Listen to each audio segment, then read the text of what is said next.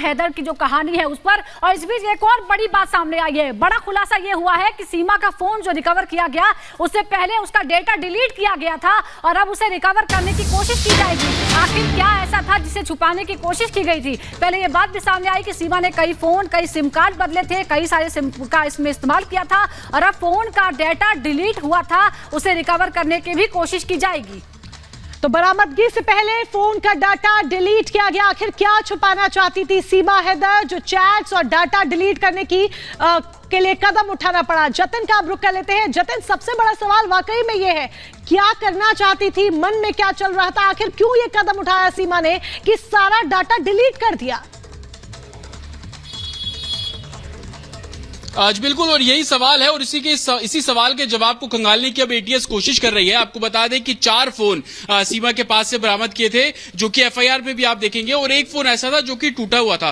वो फोन टूटा हुआ क्यों था, उसको किसने तोड़ा, उसके अंदर ऐसा क्या था कि उस फोन को तोड़ने की जरूरत पड़ी सीमा को? साथ ही एक सिम कार्ड अलग से मिला था, वो सिम कार्ड पाकिस्तान का सिम कार्ड बताया जा रहा है और उसकी भी जांच जो है वो कराई जा रही है। हालांकि कोशिश ये है कि तमाम डाटा जो है उसको रिकवर किया जा सके। सोर्सेज का ये कहना है कि जो फोन जब पुलिस ने को ओपन किया, उन फोनों को खंगालने की कोशिश की, तो पता लगा कि जब सीमा पाकिस्तान से भारत आ गई थी, यानी कि मई का वो महीना, उससे पहले की सारी जानकारी डिलीट कर दी गई थी। तो उससे पहले क्या कुछ बातचीत हुई, किन लोगों के संपर्क में सीमा थी, ट्रैवलिंग के दौरान उसने कितने लोगों से बात की, वॉइस कॉलिंग पे बात की, सेल्यूलर कॉलिंग पे बात की, इंटरनेट कॉलिंग पे बात की, ये सभी डाटा मिसिंग थे। और यही वजह है कि जांच का दायरा और भी बड़ा करने की अब एटीएस को जरूरत है और इन सभी फोनों को अब एटीएस ने अपने कब्जे में लिया है और फॉरेंसिक जांच के लिए भेजा गया है। कोशिश ये की जा रही है कि मई से पहले का जो डाटा है उसको रिट्रीव किया जा सके। साथ ही भारत आने के बाद या ग्रेटर नोएडा आने के बाद सीमा जिस इंडियन नंबर का इस्तेमाल कर रही थी उसको भी खंगाला जा रहा है कि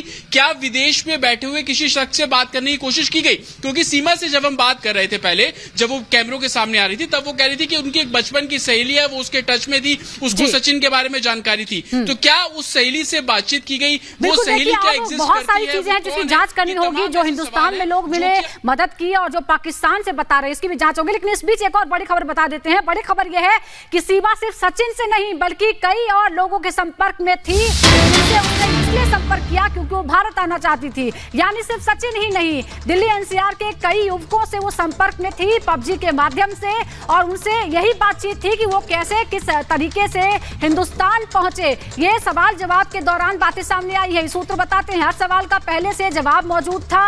इस तरह की बातें भी सामने आ रही है। कुछ और लोगों से भी संपर्क किया था सीमा हैदर ने, कुछ और लोगों से संपर्क किया था। सचिन के अलावा कई लोगों के संपर्क में थी जिनसे वो भारत आने की मदद करने की कोशिश कर रही थी।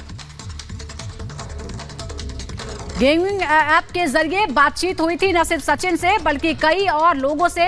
और क्या उन लोगों से भी पूछताछ की जा सकती है, यह भी एक बड़ा सवाल है, क्योंकि अब सभी लोगों से पूछताछ होकर यह पुख्ता करने की कोशिश की जाएगी कि आखिर कब से, किस इरादे से सीमा भारत आना चाहती थी।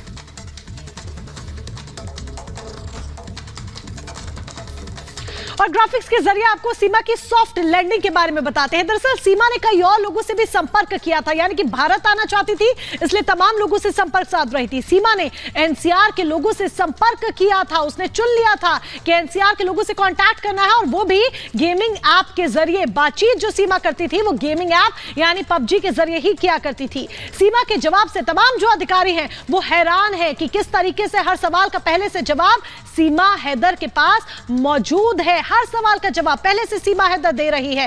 राज उगलवाने में यही एक बड़ी वजह है कि एटीएस को तमाम तरह की परेशानी जो है वो पेश आ रही है। राज उगलवाना है और इसके लिए एटीएस के आगे परेशानियां हैं। सीमा की इंग्लिश भी काफी अच्छी है, ये सूत्रों के हवाले से जानकारी मिल रही है। यानी कि हो सकता है कि सीमा ने जो कुछ ये किया ये सब एक सोची समझी साजिश के तहत क्या हो, यानी कि सब कुछ पहले से सीमा के दिमाग में ये स्क्रिप्टेड हो कि उसे कैसे क्या करना है। और इसके लिए उसने चुना PUBG game, video game, mobile game. इस गेमिंग ऐप के जरिए ही सीमा हैदर ने लोगों से संपर्क साधा।